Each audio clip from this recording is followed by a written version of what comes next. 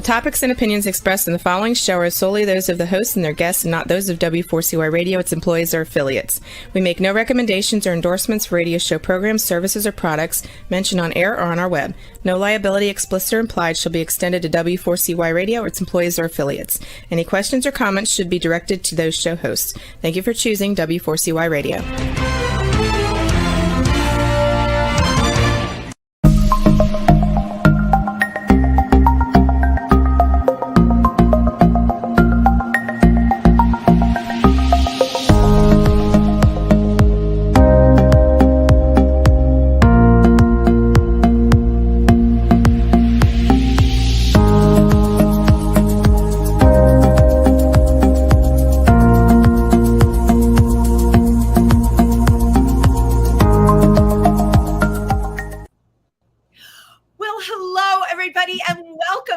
Diversity Talk. I am Wendy Stewart Kaplan and a very special co-host tonight.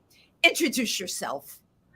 Hi, I'm Evan Laurence. The infamous Evan Laurence. How are you doing this evening, Evan?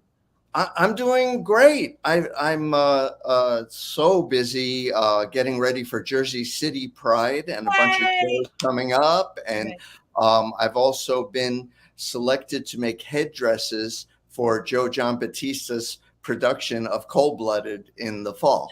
Get out. That's new news. Wow. I have to tell you, I thought what you were going to say something like, and I've been selected for head and I didn't hear the headdresses. Wait for you to, that was just a little joke because I'm a kidder. You know that, but that is really excellent.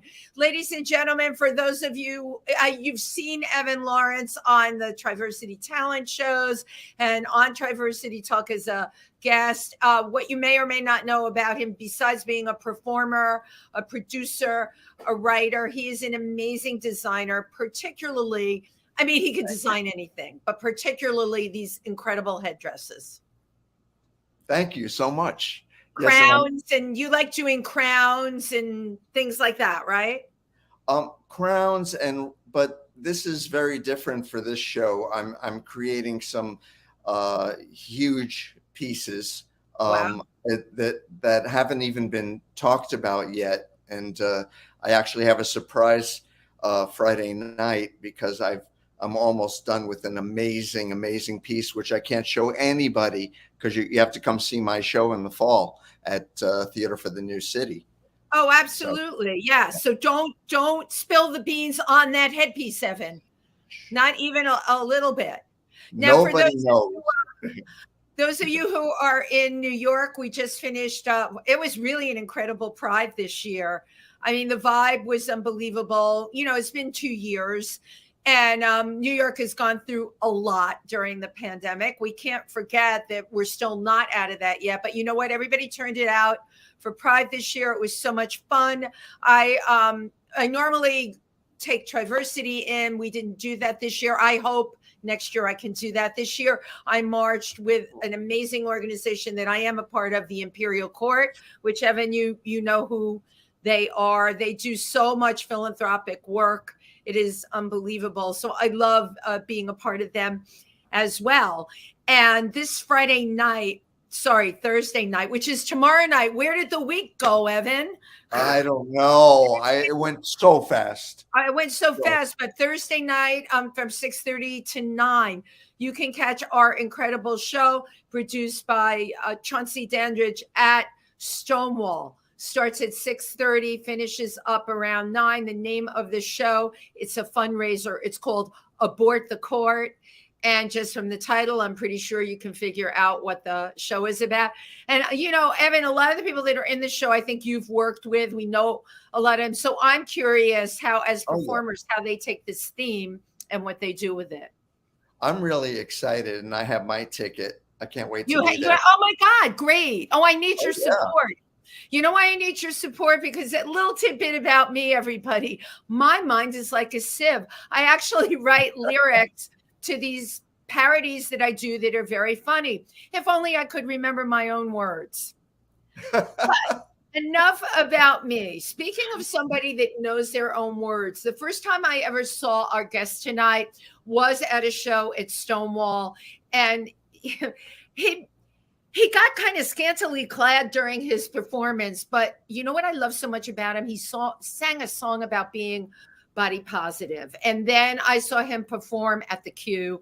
And then I saw him perform at Pangea recently in Colby Cole's show. And I have to tell you, major talent, young, it is all ahead of him. Okay, I want you to put your hands together for our Grammy nominated singer, songwriter, J.R. Price. Yes. Oh my gosh. Thank you for that wonderful introduction. Oh my God, that's so beautiful.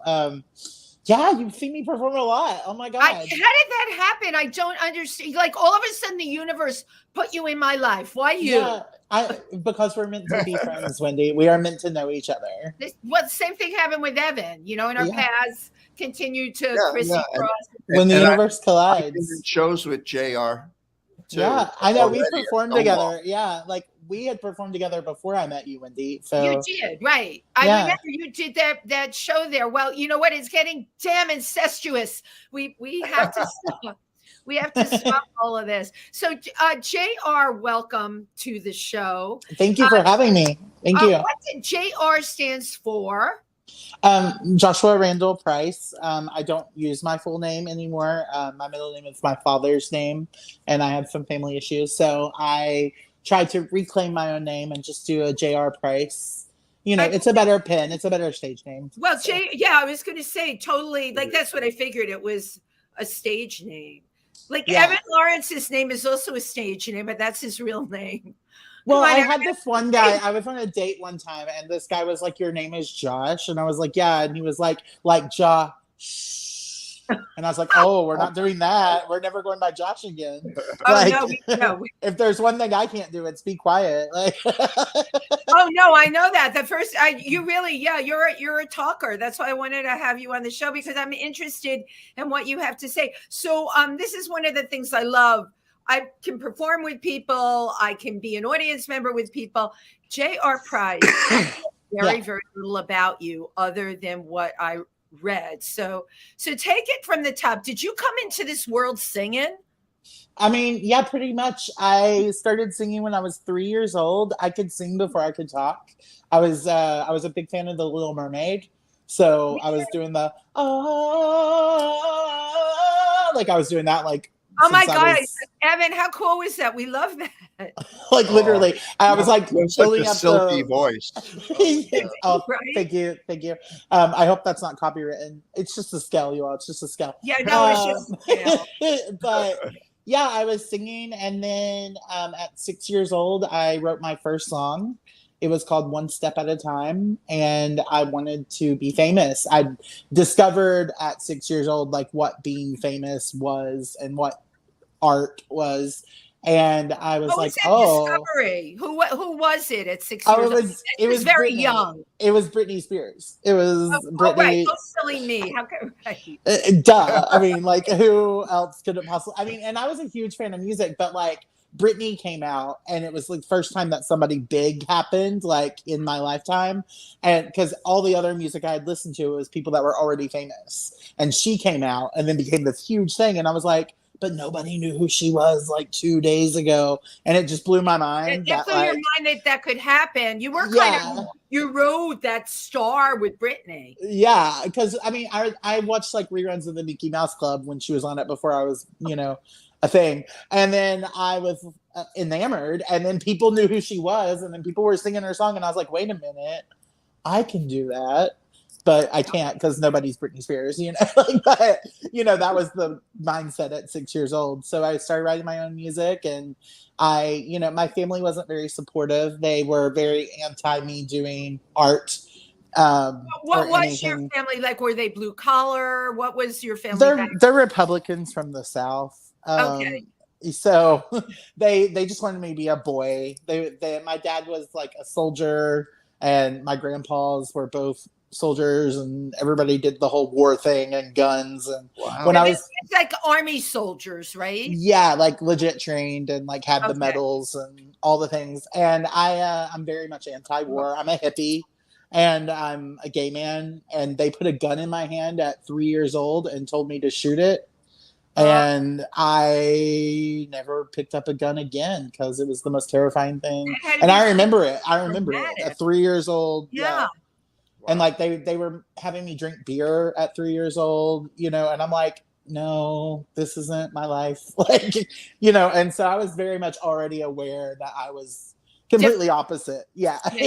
So, did you have like siblings that were like you, or were they more like the rest of the family? No. So I have 2 sisters. My oldest sister, she is like a super Christian and super judgmental. She uses her religion to justify her judgment of others, which, is not what I think religion should be about. And then my other sister, she became a drug addict and unfortunately stole from most of the family, and including me, a lot of money. And I finally had to cut ties with her as well. And so I'm not really close to any of my immediate family. I do have a cousin who is bisexual and came out recently, and I'm super proud of her. And, we talk on the phone every day. She's actually going to come visit in a month and like see the city. And I'm excited to be like the only family member. We have to make her feel welcome. Well, yeah, you too. I'll like try to find out a way to like show her you all too. And I want her to experience everything while she's here, That's it, Evan. We're like the everything experience. The everything experience. Try to see It is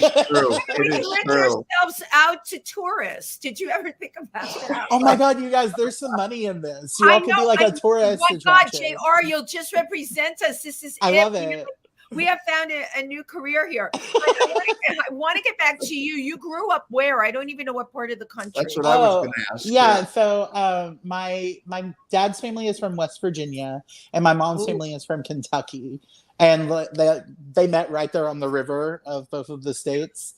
And my dad was married to somebody else, and my mom was married to somebody else. And they had an affair and got pregnant with me, even though neither of them could have kids anymore. Like, it was this crazy story. And I was a miracle baby, but with 2 people who were cheating on their spouses. And how white trash can you be? I mean, yeah. And then we grew up poor and in Kentucky, and we moved to Texas and a bunch of other places. And I was constantly moving growing up, but all of the southern places that you could possibly think of. The states. Wow. Yeah, we were just too poor, I think, to like stay in one place. So we had to constantly keep going where the opportunities were or something. How rough for you? You had to keep making new friends. And what was that like for you? Well, I never really had a lot of friends. I mean, like I had like 1 or 2 close friends whenever I would move somewhere, and then I would move and have to start over, and it just kind of became routine. And then that I didn't really understand how much that was affecting me until I became an adult and I stopped moving. Because now it's kind of hard for me to like have friends longer than 3 months, because I'm like, oh, like we're still friends. like you're still in my life. Like it's just kind of that is Evan what I had to and I get are used your to. friends. We're gonna stay right, Evan. Aren't we? Totally. But I want to know, when was your breakaway moment from all of that? Your significant breakaway moment where you became free. Yeah. Well, it's a long story. I mean, obviously it's me.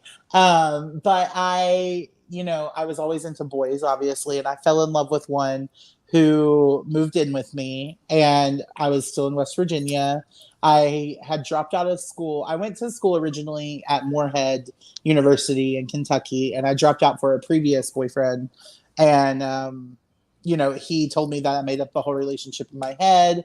And so I like didn't know what to do. And then this new guy came into my life and moved in, and I thought we were going to be happy. And while I was at work, he packed up all of his stuff, and I got home to a Post-it note saying, "Hope we can be friends." And I was planning our wedding. Like I was like tutoring his mom and taking care of his mom's dog. By the way, I have a massive dog allergy. And I was doing all this stuff. Anyway. And I did it because I loved him, and he was in school to be a computer person, and I was just working at McDonald's. And I got home and he was gone. And I had given up music for him at this point. Like I wasn't songwriting because he didn't like it. And when I got home and I saw that no matter how much I tried to appease this person, like it wouldn't work. I just became the anti of like being something for other people. And I just wanted to be something for myself. and I went back to school. Well, first of all, I went through a lot of personal stuff in that time period where I like lost 200 pounds and I, got really depressed. And then I finally got better and I decided to go to school and I got my degree. I spent 5 years at the University of Kentucky.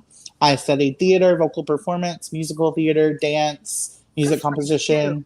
Yeah. Wow. My family only agreed to sign the papers because they thought I was going to study education. So I had to like lie to my family to get my degree. Yeah. And now I'm stuck with all this student loan debt and, a career in the arts. And like, what does that even mean? Welcome to the club. But if I didn't do it, I would have been just still working at McDonald's, So nothing wrong with fast food workers, I mean, like, still to this day, like I'm not in a above minimum wage job or anything. I just working in an environment where people are constantly berating you, whether it be the customers or the managers or the, anything really. It was just like too much. It was too much. And now that I'm an artist, I work as a coach tech guy now, but even in that, like I'm still like owning my worth because like I'm not in fast food anymore. Like I'm at a job where I can sit and like while I'm at Coach Check, I write songs and I like work on my music promotion. And, it's really a minimum wage job, but it allows me to do my music career at the same time. JR, you just hit on something, right? We've all had jobs like that. I had, when I first came to New York, I had every horrific promotional job you could think of. I dressed up in a chicken suit for a restaurant. I want pictures of that. With guys with me saying nice breasts. Okay.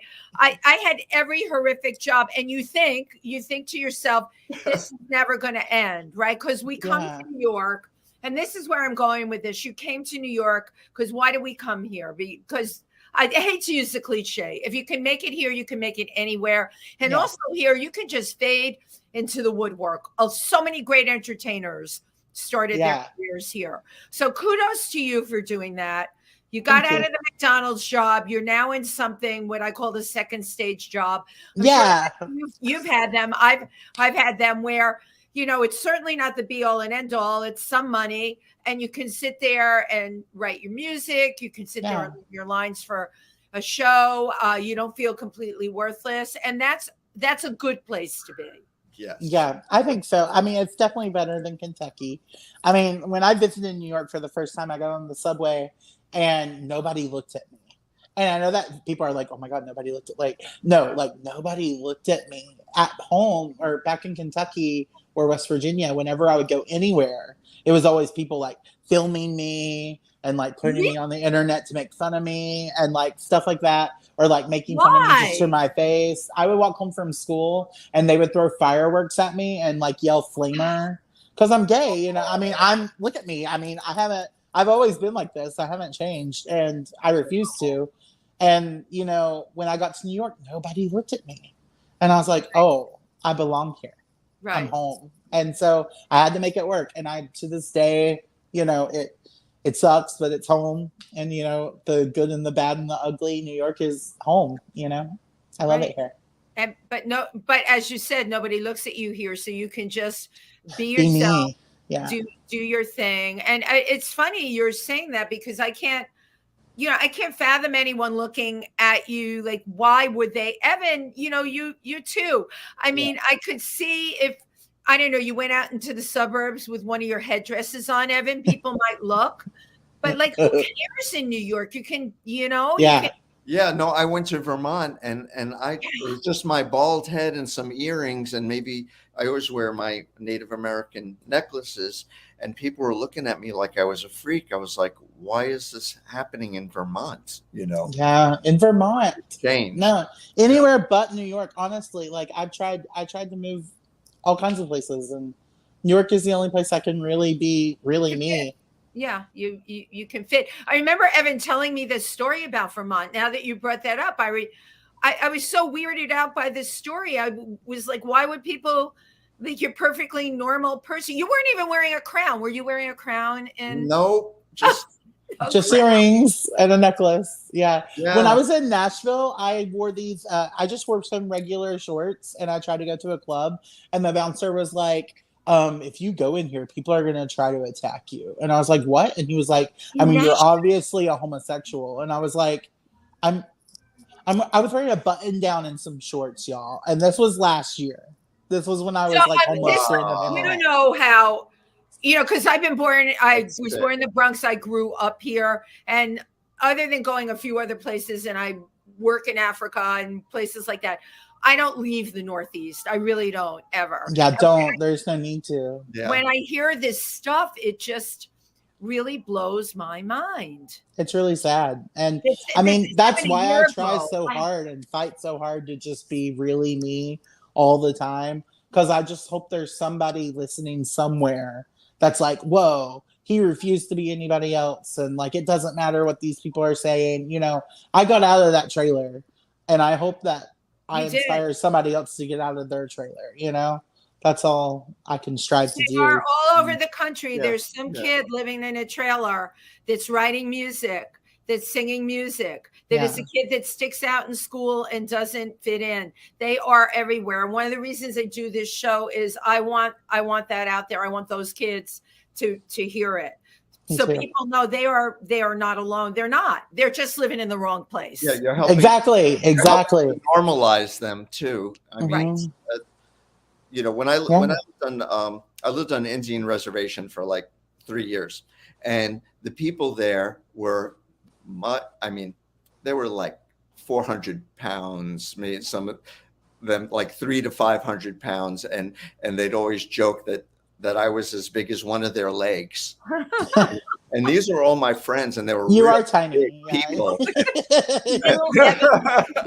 and I never, we never saw that. They joked and stuff, but we never saw that difference in each other, and we're really close. Evan, when you had spoken about the Indian reservation, right? That was the fact that you discovered yourself there and you had the support there. That was your happy place. That was like you coming to New York and fitting. You fit there. You had people that got you and got behind you and wanted to take you under their wing. But Indian reservation was different there. I had to move back to New York. I just have to end with that. So you did have to move back to New York. I did. After a while, it was really hard to make friends in this. It was Idaho, Southeast Idaho. I mean, oh yeah, and I'm a New Yorker most of my life, so it's like. That's right. We New Yorkers now, JR, you're now a New Yorker too. So we really don't fit anywhere. I really don't. I tried to go back home during the pandemic because I became homeless, and I tried to move back to Kentucky, and I couldn't. I just couldn't. It was too much, and I am too old. Right. Yeah. Now you became homeless during the pandemic. What happened? Several times over. Broadway shut down. I'm a coat check guy at Hamilton on Broadway, and it shut down with no notice. I was literally on like a block away from going to my job, and I got the email saying that Broadway was canceled. I have no savings because I'm the coat check guy. Like, I don't have any money, and my family doesn't support me at all, even when I'm begging, and I had nothing. And so I didn't know what to do. I had to move out of my apartment because rent was due in 2 weeks, and I literally can't pay rent without my last 2 checks in the month. Right. You live that close to the cuff, as we say. I literally live at penny to penny, not even check to check. Like, I have to balance how much water I can drink. And so those last 2 checks didn't come in, and I had to move in with one of my producers, and then she had to leave New York because of the pandemic. Right. And so I was homeless again, and I tried to go back home to my sister, the preachy one. Yeah. And obviously not the drug addict who stole from me, but the preachy one. And I went to her house, and she preached at me for 2 weeks and then kicked me out because I was wearing, I was doing an online charity concert, And I was wearing a J.R. Price outfit, which you know what they look like. You all see me perform. Yes. And I go downstairs to like put up the speaker after the show, and we raised like a lot of money for people suffering of COVID. And she's a nurse. And instead of being like, how did the charity go? Or did you raise money or anything like that? Like any normal person would ask, she was like, are we just not going to say anything about what you're wearing? And I was like, oh, wrong thing to say to me. Like, and this is after Body Positive is out. Like, this is already, the brand is established. Like, I am 30, you know, and right, you're 30 and you are who you are. Exactly. Like, it's too late. There's no change. I'm 30. I'm 32 now, you know. And she was like, are we just not going to say anything about what you're wearing? And I just knew that there was never going to be a universe in which we could figure out our problems. And then she like told me I had to leave. That was too much of a burden. And then it just dwindled down from there. And then every place I stayed, it's just too much. It was a pandemic, you know, and, you know, I'm a human being. And even though I was getting my unemployment checks still, and I was like paying for stuff, just asking for like a couch to sleep on is too much for people. And, you know, my father has an apartment above his garage, right? And he has 3 empty bedrooms in his house, which he gave me a video tour on Thanksgiving. And I was like, I have nowhere to go. And he's giving me a video tour of his huge house and, you know, this apartment above his garage. And like, you know, he's well-to-do and this huge house, and he has 2 dogs and they have all these medical bills that he pays for. And I'm like, I'm your son and I'm homeless. And he told me there wasn't room for me at his house. And I was just like, I don't know how to come back from that. And I put all of my pennies together. I borrowed from people. I owe a bunch of people money to this day. And I moved back to New York because I couldn't figure out any way to sustain my life without my coat check job. Right. And, you know, that's not even sustainable. It's been really hard. And I don't think that people judge me a lot because, you know, I'm somebody with a degree and I'm white. So apparently I should be able to like get a job that's better than the one I have, but I can't, and I try, and I work my ass off. I'm allowed to say that. I work my butt off. No, you're allowed. You're totally allowed to say that. And you know what? You're talking about something. I'm not a person that says, "Well, damn it, pull yourself up by your bootstraps." Yeah, you have one job.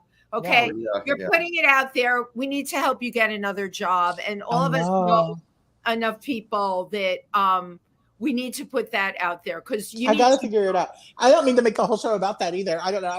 But the show is about you. The show is about you. And if anybody here gets to hear you sing, which they are going to in like 30 seconds, okay, they'll understand why we just all got to get behind you like a breath of wind, the wind beneath your wings, and keep you going. Okay. And honestly, I just want people to hear my music. I think that is more important to me. I know it's not smart of me to be like, just listen to my music, but like, just listen to my music. That's really all I care about, you know? Yeah. And I know why. So we're going to play your video, Tiny. Let's go. Yeah.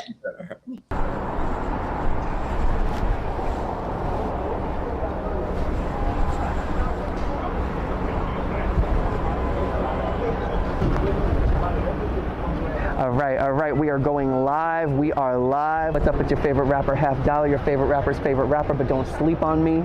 Call me a mattress, but don't sleep on me. You know what I'm saying? Bars for days, bars for days. Let's talk about those crazy exes that won't leave you alone. But I guess when you're slinging it right, they don't want to leave you alone. Got that big D, you know what I'm saying? Ooh, I see the comments blowing up. Well, just so you know, we got some new music, but that's not why I brought you guys here today. I just wanted to talk about something crazy. You know, those crazy exes that are obsessed with you. You hear me, J.R. Price, obsessed with you, won't leave you the hell alone because the way I've been slinging it like that, when you got that big D that they're just obsessed with. But don't worry, I move in silence. I move in silence.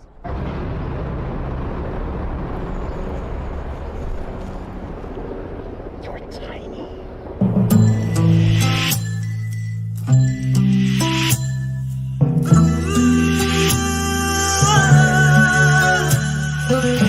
More than money he was stealing, he touched my heart and I started feeling he was in for the killing. Stabbed my chest and left me chilling. Gives cold a new meaning. Abandon me, don't care, I'm bleeding. 5 words and I'm seeing. He lied to me, he's so deceiving. He don't know what I do know, and he won't go where I would go. He don't even reap the seeds he sows. He will never grow, 'cause he's tiny, so tiny. Wrap him up and make him shiny. Tiny, so tiny. Gotta get this boy behind me. Tiny, so tiny. His words won't define me. Can someone stop the crying? He left me so. A few weeks later I see him, already died, but pretend I'm living. All his words are itching, and all the pain I'm not forgetting. Every night we were kissing, said things to me that I'm still missing. Pennies aren't for wishing, they're just the way his knife keeps sticking. He don't see what I do see, the way I cry now I can't breathe. He don't even care what he meant to me.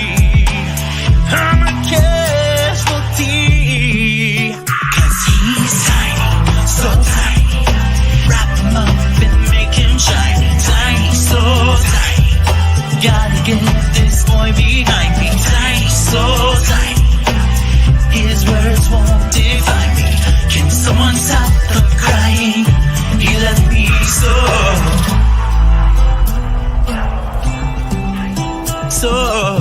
tiny. Oh, he's holding you like he held me, like he held him. He's holding you like he held me, like he held him. He's holding you like he held me, like he held him. So tiny.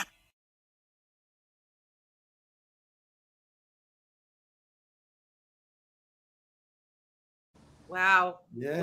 Wow. Wow. You are major. Beautiful. I mean, my husband's sitting here and Do you like it?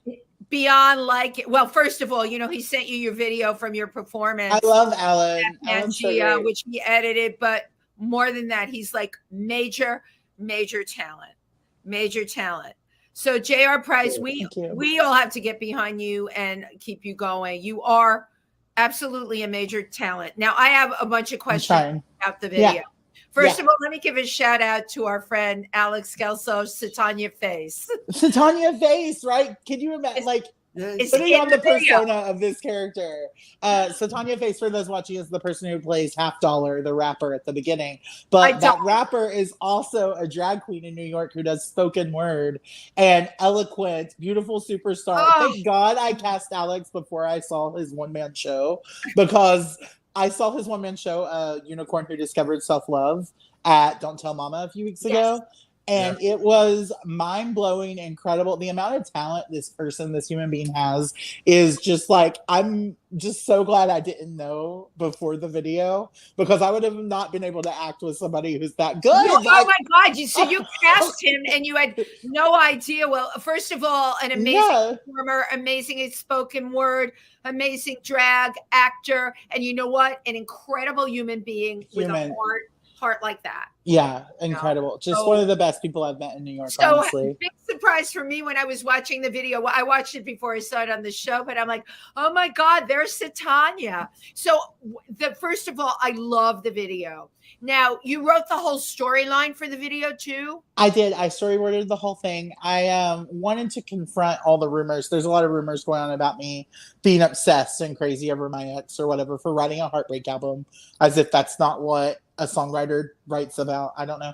But I wrote this, video because I wanted to just be like, you know what? If everybody thinks I'm crazy, then I'm just going to be the craziest that I could possibly be. I had recently saw, I don't know if you're Marvel fans, but WandaVision. Oh, yeah. And then the Multiverse of Madness. And just the Scarlet Witch energy of my life right now. And I was like, you know what? I'm just going to embrace it and go full on Scarlet Witch. And I incorporated a bunch of stuff for the video to pay homage to a lot of different things about my life. Like I lost my theater professor, Russell Henderson, in November. And he was the first father figure I had who believed in me. And I wanted to pay tribute to him. And when I was in a production of Hair, which he directed, he told me about how the hippies lived in Central Park and how, gay people would go and hook up in the forest and escape from the hippie tent and like go do their thing. And I wanted to, give caution to that kind of lifestyle of like hookups and everything that Russell taught me about, and how dangerous it can be. And I wanted to do that and then also tell this heartbreak story and then also just kind of prove that like all men are tiny and not to let a man make you feel tiny. So I really needed to show message. Yes. Yeah. Right. It's like this douchebag at the beginning of the video who is full of himself and not concerned about how much he hurt J.R. Price. And then I step out of magic nowhere and just put him in his place and go, you know what, actually, no matter how little you make me feel, you are so much just tinier. And yeah, you're a speck. You're a speck. You're that little in the gravel, like in the indentation at the end. Like that's how little you are if you can't see how much pain you've caused me or own up to it or care about it. Oh, and in that white lace shirt, I have to say that was so effective. Isn't it wonderful? I'm living for that shirt. Well, I wanted the white lace because I wear the white lace after he's been tiny, right? Like that whole white lace outfit is me singing over his tiny body. And I wanted to be like, because I am pure. I did nothing wrong. I am innocent. Right. I wanted white lace because I am innocent in this whole situation. And the only red on me is the jacket that he was wearing. Because what's left is the damage that he left me with, that he won't own up to. And here I am with the damage of this red coat over my white lace. Damage. What was the role of the two women in the video? So those are my witch sisters. And because we need a coven, like Hocus Pocus, there's 3 sisters. But their significance is actually I wanted the 3 different sides of me to approach all aspects of the heartbreak, because there's still that inner child, which is my blonde friend Katie, and she's like having fun the whole time. And then Autumn plays the matronly sister who is more seductive and sassy, and just that prowess and that ambition that I developed as I got older, that side of me. And that comes with being older. Yeah, that constantly getting older. And I wanted this like inner child and my future self, and then who I am presently dealing with the damage, to come together to shrink the men who have made me feel tiny. And it's not just about Half Dollar or whoever Half Dollar may or may not represent. It's about every man who has ever put me down or belittled me or told me. It's about my father in some ways, it's about all those people. And it's about all those people for everybody. Like if somebody is making you feel tiny, like it's because they're tiny. Because no person who has a self-worth is going to make somebody else feel small, and I just want people to hear that. There are a lot of people that will do that.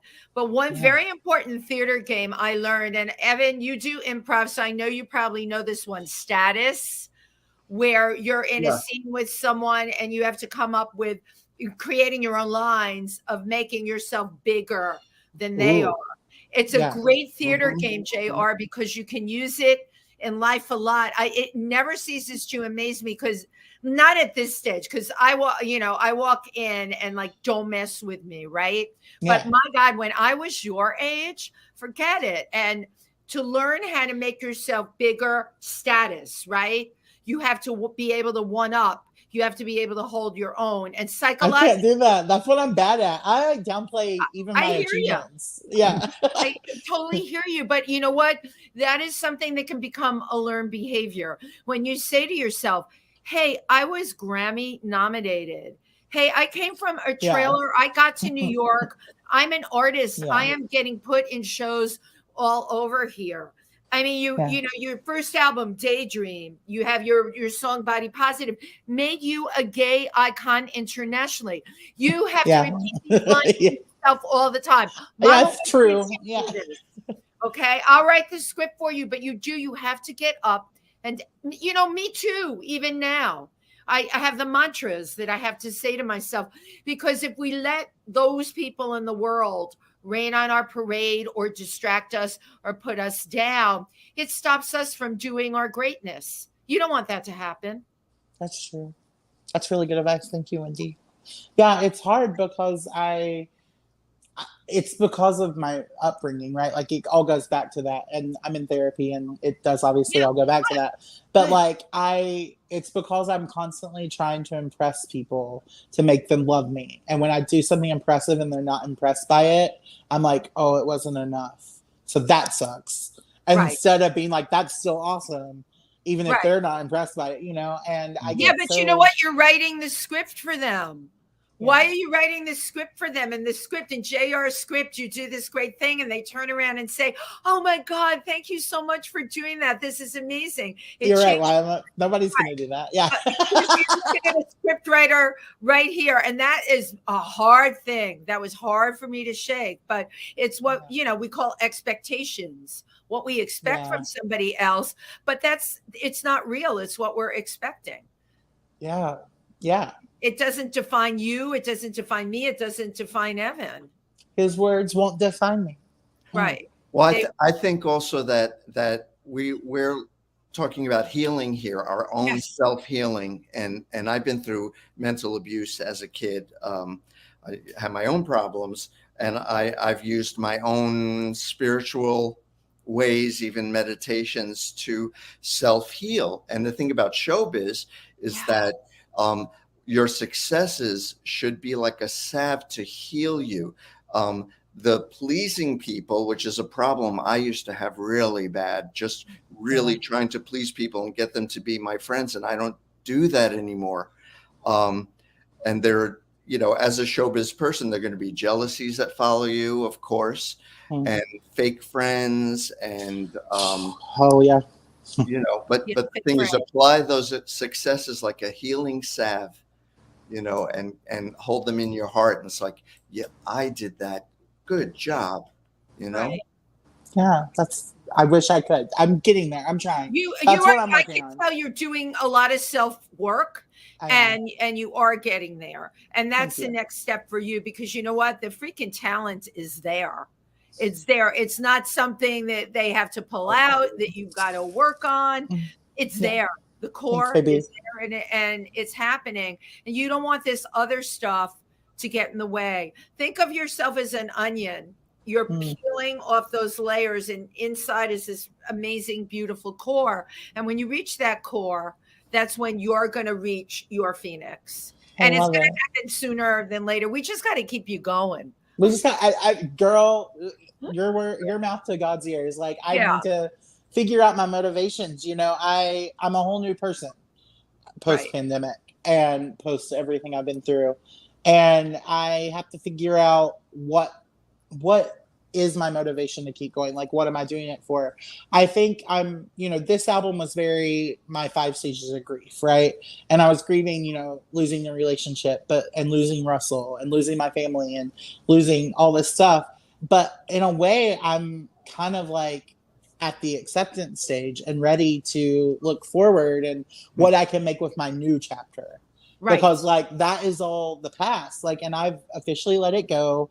I shaved my head. I was so afraid of being bald, and I shaved my head, and I'm ready to look forward to the future.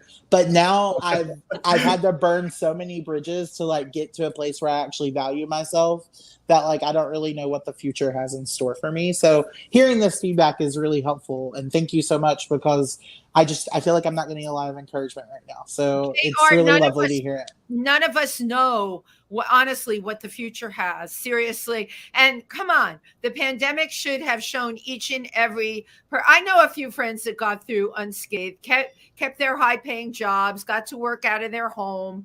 You know what? That wasn't for me. I lost my biggest account and I had to totally reinvent myself. And you know how I did it? I was freaking pissed. Okay. Because I'm not your age. I'll never see your age again, or 10 years from that, or 10 years from that. And it's like, how dare they do this to me? I built this whole world. How dare they pull the rug out from under you? But what did each and every one of us learn? You got to reinvent yourself. Okay. Anyone can lose anything at any time. But guess what? You can't lose yourself.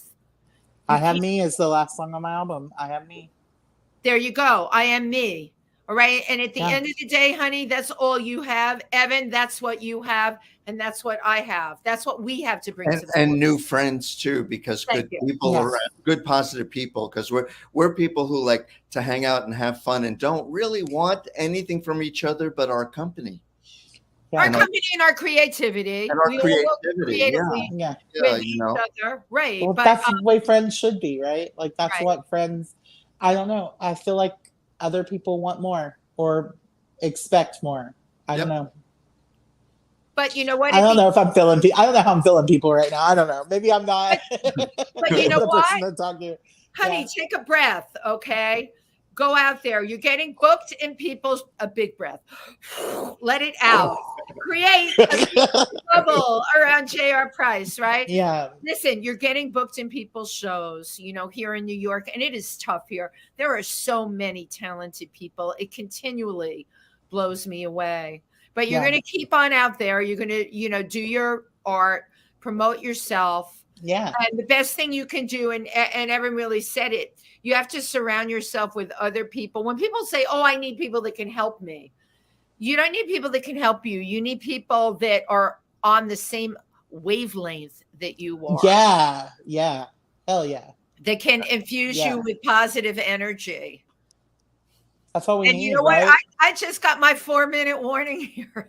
4 minutes. Mama gets on her so this fast. Is fast. Didn't she? I didn't go so fast. And she said 4-minute warning. I can talk to you all forever. This went by so quickly. I just real quick before we get your mission statement, I want you to just talk about your song "Dance with Me," the duet with the gay bear icon Tom Goss.